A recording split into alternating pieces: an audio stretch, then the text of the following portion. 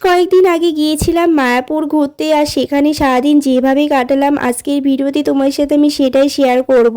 আর মায়াপুরে ঘুরতে যাওয়ার কিন্তু একটা ফুল ভিডিও তোমরা আমার ইউটিউব চ্যানেলে পেয়ে যাবে, যারা এখনও দেখোনি গিয়ে দেখে নিতে পারো।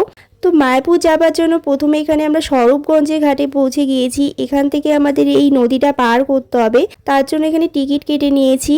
আর আমরা এই ঘাটটা কিন্তু নৌকা করে পার করেছিলাম, তোমরা এখানে নৌকা স্টিমার সবই পেয়ে যাবে পার করার জন্য। এরপর মায়াপুর ঘাটে পৌঁছেই দেখতে পেলাম যে কুলপি বিক্রি হচ্ছে, আর এখানে প্রচুর গরম পড়েছিল, তাই এখান থেকে কুলপি খেয়ে নিয়েছি।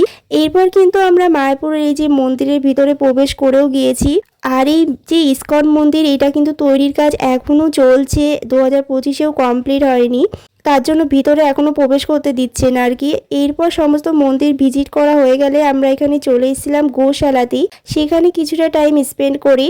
আর এই গোশালার নিচে না একটা কাউন্টার ছিল খাবারে, সেখানে নানা রকম খাবার বিক্রি হচ্ছিল। তো এখান থেকে আমরা এই দইটা খেয়েছিলাম, এই যে আমার পুচকুকেও খাইয়ে দেওয়া হচ্ছিল দইটা।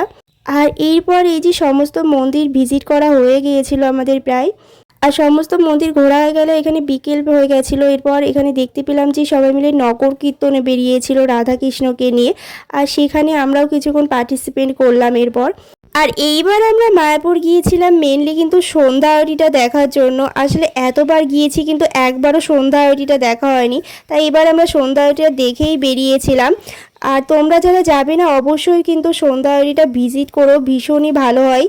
আর এখন আমাদের ঘোরা কমপ্লিট হয়ে গেছে, তো যাব বাড়ির দিকে। আর আজকের মতন ব্লগটা এখানেই শেষ করছি।